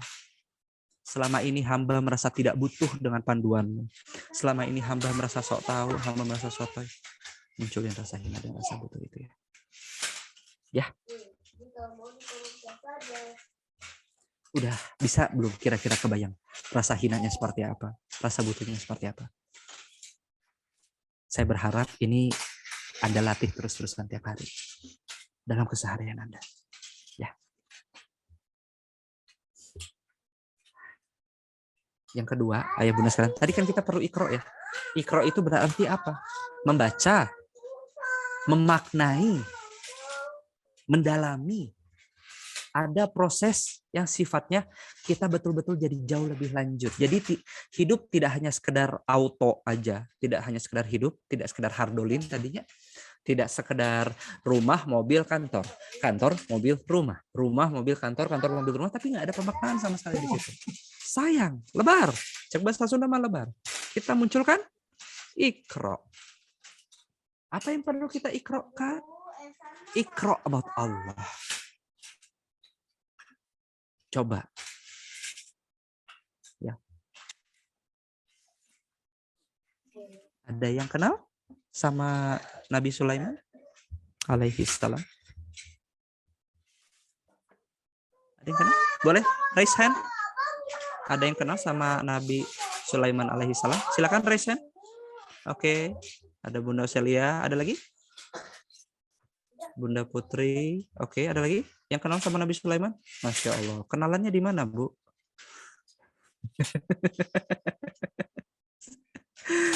Aduh, ya. Nah, oke. Kenal sama tahu sama atau beda? Beda ya? Iya. Ada yang ya misalkan lah ya, ada yang kenal mungkin pernah dengar, oh oke, apa namanya Canon Kamil misalnya, kita baru sekedar kenalan misalnya kayak gitu ya, baru sekedar tahu gitu kan.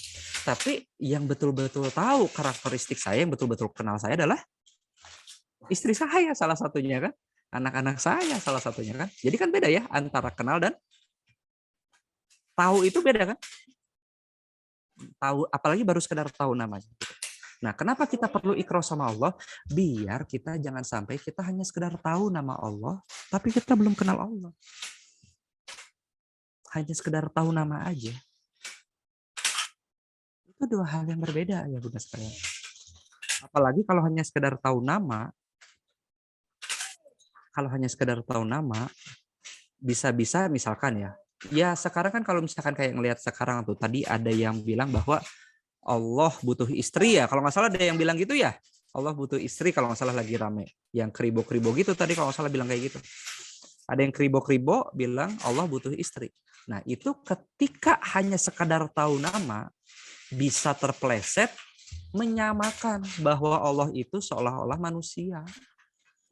Apalagi coba deh lihat, kalau misalnya kita lihat banyak film-film kan, kayak apa, film tentang dewa-dewaan gitulah, Marvel misalkan. Marvel, nonton ya? Pada nonton nggak Marvel? Marvel, ada kan dewa-dewaan kan? Coba lihat, betapa orang-orang yang tidak kenal sama Allah, hanya sekedar tahu Allah, memposisikan seolah-olah posisi dewa atau posisi Tuhan itu bentuknya adalah manusia. Ya, di situ. Kalau misalkan Anda yang suka nonton Marvel kan mungkin suka nonton film, atau misalkan anak-anak, sekarang mah zaman-zaman nonton apa? Nonton dewa-dewaan gitu mah banyak banget di mana-mana. Di Marvel ada, di apa namanya? Di komik anime juga ada. Ya. Dan lain-lain macam-macam. Komik anime itu ada komik Bleach, misalkan gitu tuh, dewa nikah sama manusia jadi Hercules, misalkan gitu ya. Hercules. Pernah dengar kan Hercules ya? Itu kan jadi liar kan. Nah itu Hercules contoh. Ya itu akibat ketidakkenalan, hanya sekedar tahu nama, kemudian berprasangka bahwa oke, sifat-sifat manusia itu ada pada Allah misalkan, ada pada Tuhan misalkan kayak gitu. Jadi kan kayak gitu. Keras sakti juga lah kayak gitulah ya, sama. Itu kan sifatnya teologi semua itu. Teologi semua itu. Anda yang misalkan suka nonton anime gitu kan, One Piece tuh lumayan teologis, ya Bleach juga lumayan teologis, Naruto itu teologis banget. Naruto iya. Naruto itu bos terakhirnya itu siapa tuh? Si Kaguya itu. Naruto itu si bos terakhirnya si Kaguya itu tuh coba deh, itu nyindir-nyindir konsep dosa turunan dari agama sebelah. Ya enggak? Cakranya. Jadi banyak apa namanya? Banyak karya itu sebetulnya teologis. Karena nggak ikro sama Allah. Ya, maka kita juga perlu jangan sampai kita hanya sekedar tahu nama Allah, tapi kita belum kenal. Jadi kita ikro about Allah adalah kita mengenali Allah lebih dalam. Ya Allah, hamba pengen kenalan sama Engkau lebih dalam ya Allah. Pengen kenalan sama Engkau lebih dalam. Hamba pengen kenalan betulan kalau Engkau disebut At-Tawwab, At-Tawwab apa Engkau ya Allah. Pengen kenal, pengen tahu lebih dalam ya Allah. Jangan-jangan hamba selama ini salah di sini ya. Jadi kita perlu ikrar sama Allah. Kalau udah ikrar sama Allah tuh nanti muncul rasa cinta, kagum. Jadi buku-buku Sakinah itu salah satunya adalah buat ikrar about Allah. Ya, buku Akasa misalnya kayak gitu ya. Atau buku Cilukba nih, buku Cilukba yang sebentar lagi juga bakal relaunch. Kan ini juga upaya untuk anak-anak untuk ikrar about Allah. Bikin anak-anak kita, bantu anak-anak kita jatuh cinta sama kagum sama Allah, kan gitu ya. Insya Allah.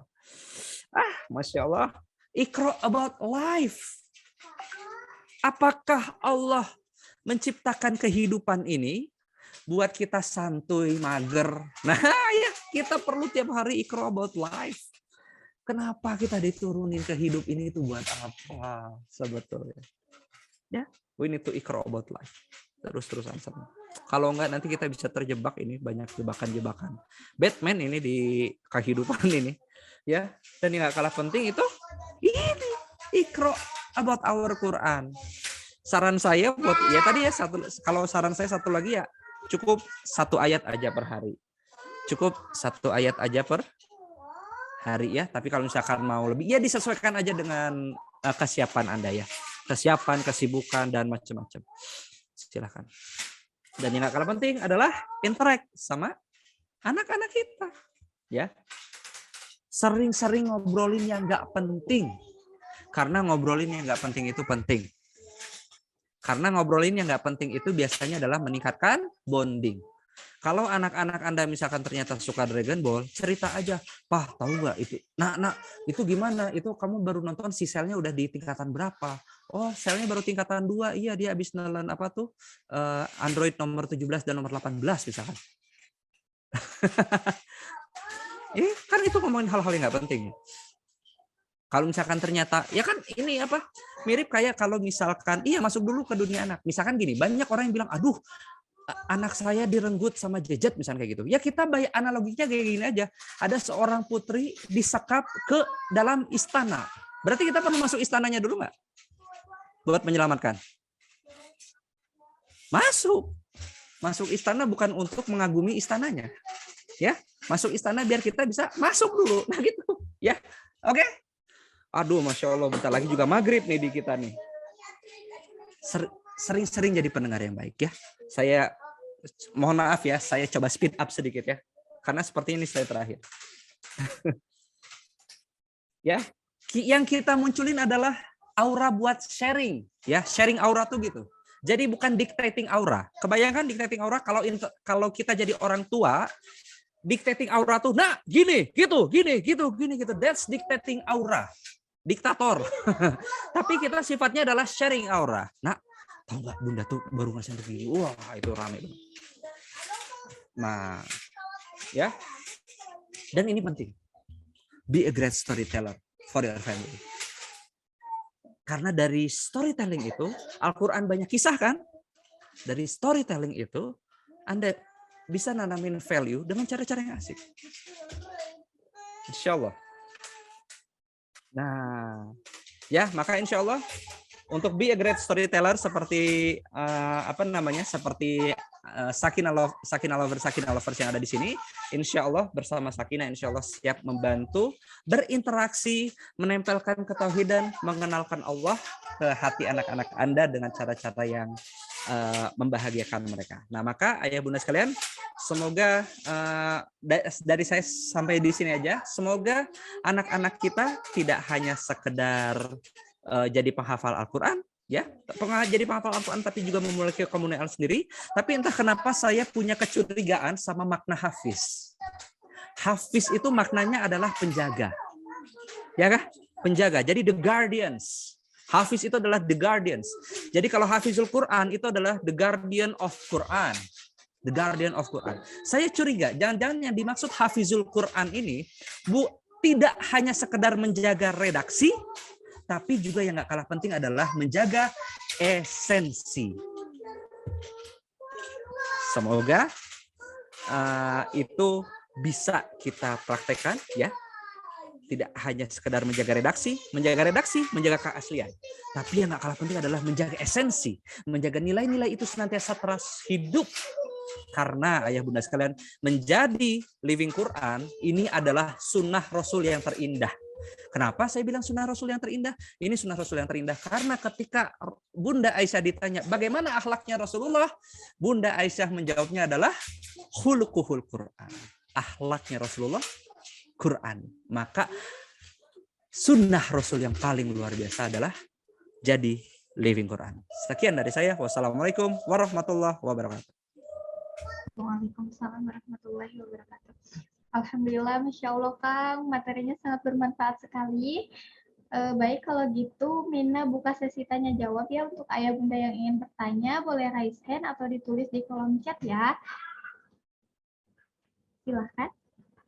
Mina kayaknya satu aja ya karena mengingat kita udah 17.51.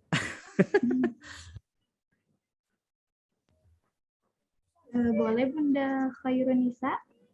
Mau open mic boleh, silakan Bunda Khairunisa.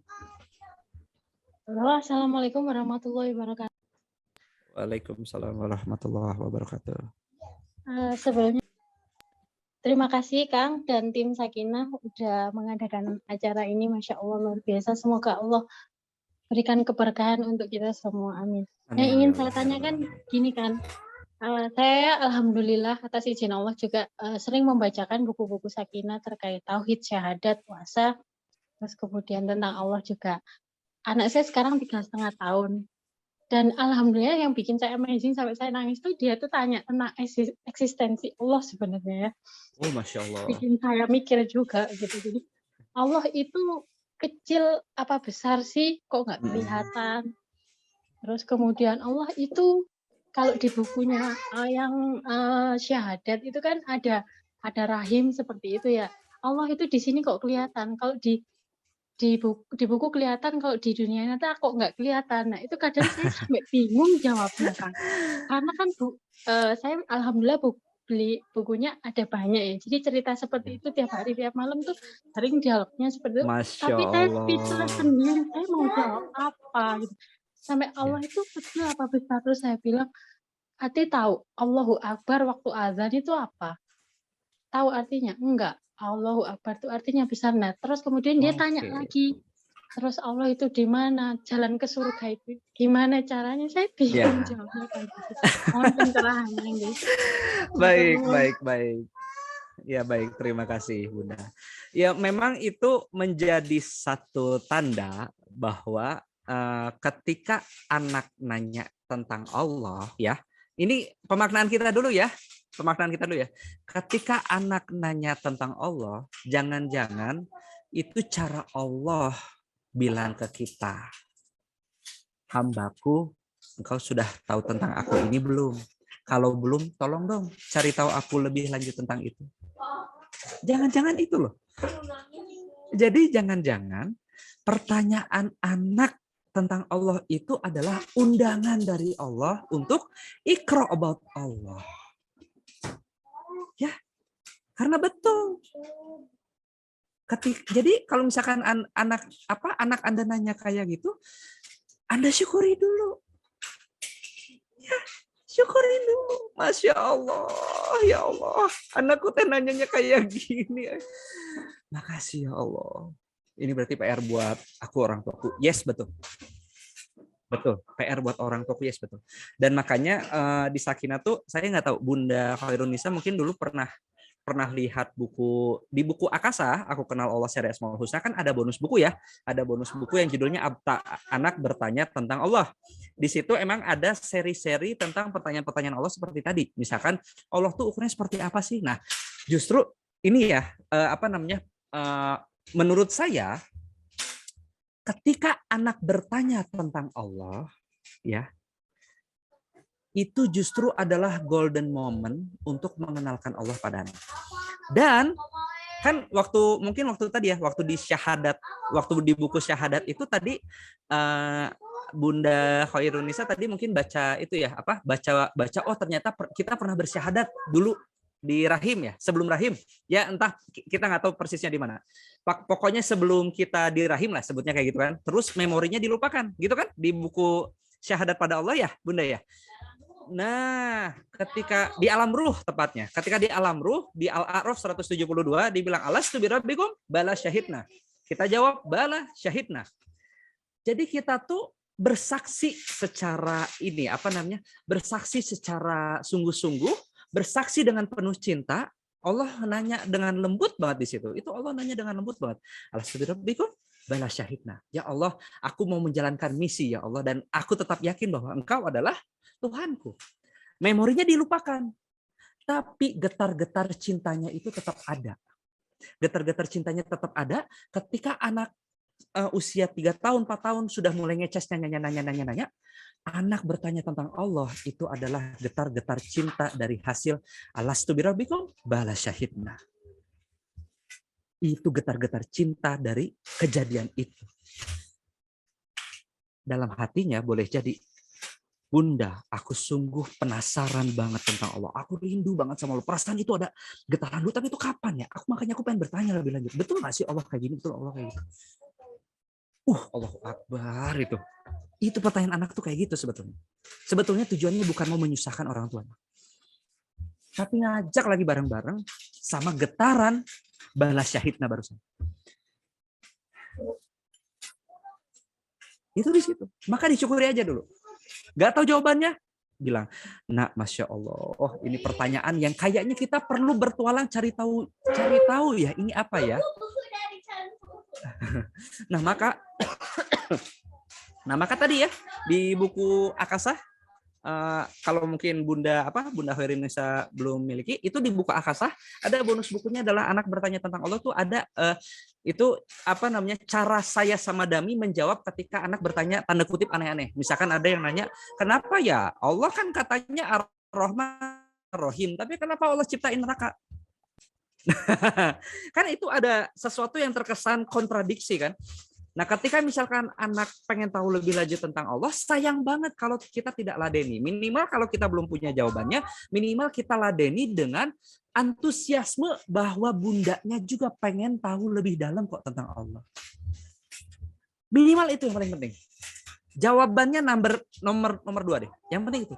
Ya Allah, nah ternyata ini ya. Nah, bahkan misalkan kayak pertanyaan Allah tuh sebesar apa sih? Itu kita bisa bertualang. Kita bisa eksperimen. Yuk, nak kita jalan-jalan dulu, kita lihat-lihat. Menurut kamu benda paling besar apa? Nih, coba lihat. Oh, gajah misalkan ya. Ketika misalkan gajah, terus ini melihat lagi. Oke, menurut kamu gajah ya. Ada lagi nggak yang lebih gede dari gajah? Oh, itu ya ternyata gunung. Nah, oh ada gunung. Oke, terus apa lagi? Ada misalkan bumi. Kan kadang-kadang kalau nggak salah seingat saya itu ada ya di YouTube konten yang bagus tuh yang perbandingan tuh bumi nanti perbandingan sama mataharinya segimana gitu. Yang perbandingan sama mataharinya nanti ada yang sampai ada bintang kalau nggak salah namanya Canis Majoris kalau nggak salah kan ya. Yang pokoknya dari matahari tuh udah seibaratnya kayak seukuran mohon maaf ukurannya kayak udah seukuran upil kalau dibandingkan sama bola yang udah besar. Kalau misalkan ada ya video yang kayak gitu kan. Nah, itu boleh Bunda pakai. Wow, ternyata yang lebih besar dari ini semua, oh ternyata ada bintang yang sedemikian besar, misalkan kan gitu ya. Sampai dibandingin sama galaksi, tahu nggak benda yang paling besar di alam semesta ini apa? Setelah melihat hal itu semua. Benda yang paling besar di alam semesta adalah semestanya itu sendiri. Jadi maksudnya gimana tuh? Asumsikan seluruh benda-benda langit itu ya, asumsikan aja ya, seluruh benda-benda langit itu dikumpulin jadi satu, jadi sebuah bola. Asumsikan kayak gitu. Nah, benda terbesar di alam semesta ini bukan bolanya, tapi wadahnya. Kebayang sampai sini? Wadahnya itu namanya adalah semesta. Wadahnya ini namanya adalah semesta. Pertanyaannya sekarang kayak gini, antara si wadah atau si semesta bukan lagi universe malah sekarang, multiverse. Makanya ada judul Dr. Strange itu kan multiverse of madness ya. Karena penelitian fisika terakhir justru nemunya bukan universe tapi multiverse. Ya. Jadi kayak gitu ya. Nah itu analogi sederhananya gitu. Yang lebih besar dari gajah adalah kandang gajah. Yang lebih besar dari universe itu adalah wadahnya, ya. Jadi wadahnya itu semesta. Dan bahkan ada multiverse ada gini. Nah, jadi sederhananya sekarang gini. Kalau gitu, kalau semesta dibandingin sama Allah besaran mana?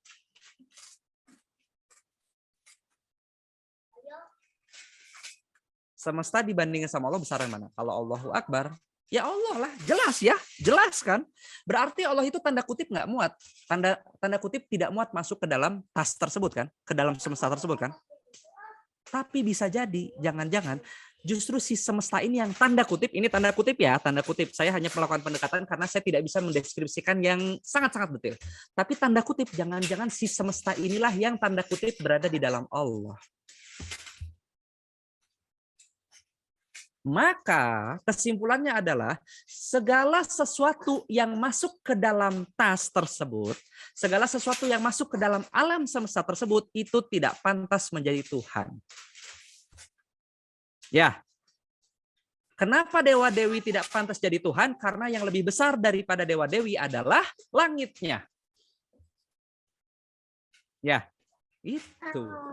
Secara fisik, ini pendekatan saya secara fisika dulu ya. Ketika dulu saya ateis, kan saya melakukan pendekatan fisikanya dari kan dulu kan ada ya dimensi pokok gitu ya, dimensi pokok sama dimensi turunan ya, waktu dulu kita belajar SMA. Nah dulu saya belajar kayak gitu. Oh berarti kalau misalnya dimensi pokok itu adalah salah satunya adalah dimensi ruang. Nah namanya bukan semesta, dimensi ruang, maaf. Si tas tadi namanya dimensi ruang. Jadi benda terbesar di alam semesta ini adalah dimensi ruang. Jadi Allah itu nggak masuk ke dimensi ruang. Jangan-jangan yang tanda kutip sekali lagi, jangan-jangan dimensi ruang itu yang masuk ke Allah. Sehingga kemanapun kau menghadap, disitulah wajah Allah. Ngeri sih memang pendekatan fisik dulu. Jadi dulu saya dapatnya kayak gini dulu. Ini amazing banget gitu ya ternyata. Kan kita bisa ya melakukan petualangan seperti itu. Oh ternyata dibandingin kecil besar. Oh ternyata kayak gini. Saking maha besarnya dan kita saking maha kecilnya. Allah bahkan tanda kutip nggak muat ke dalam dimensi ruang. Justru jangan-jangan dimensi ruang yang tanda kutip masuk ke dalam Allah. Makanya Allah maha meliputi segala sesuatu. Wallahu a'lam bishawab. Jadi kira-kira kayak gitu ya. Kalau misalkan ada pertanyaan, Anda misalkan bisa nyiapin pesannya gitu ya. Oh, ketika nyiapin pesannya, Anda pesannya itu bisa Anda bungkus sama misalkan mau sambil eksperimen, mangga bisa. Mau sambil apa? Mengenalkan Allah Al-Khaliq misalkan ya, Anda bisa sambil main Lego. Ya kan bisa tuh ya main Lego. Ya Allah bikin Lego aja kayak cuman sekecil gini perlu waktu sekian panjang, nggak hidup lagi misalkan kan kayak gitu ya. Anda bisa tanamin itu sifat-sifat misalkan, ternyata Allah ini luar biasanya kan kayak gini kayak gitu. Itu bisa Anda pakai main Lego, bisa sambil main Lego. Tadi kita main puzzle itu bisa masuk tauhid. Masya Allah ya. Jadi kurang lebih segitu ya bunda sekalian, semoga bisa menjawab. Yang paling penting tadi nggak tahu jawaban nggak apa-apa. Yang paling penting adalah antusiasme untuk mengenali Allah, itu yang paling penting untuk disebar. Wallahu a'lam bishawab. Insya Allah semoga bisa menjawab dari pertanyaan dari ayah bunda semua ya. Baik, sebelum kita tutup, Mina mau info lagi untuk Cilukba akan relaunch besok ya. Jadi jangan lupa hubungin Rangers atau Army kesayangan Sakinah Lovers semua. Baik, karena kita sudah di penghujung acara, mari kita tutup dengan doa kafaratul majelis. Subhanakallahumma wa bihamdika asyhadu an la ilaha illa anta astaghfiruka wa atubu ilaik. Mina pamit undur diri, sampai bertemu di kajian selanjutnya. Assalamualaikum warahmatullahi wabarakatuh. Waalaikumsalam warahmatullahi wabarakatuh. Syukran. Ya, izin pamit ayah bunda sekalian. Assalamualaikum.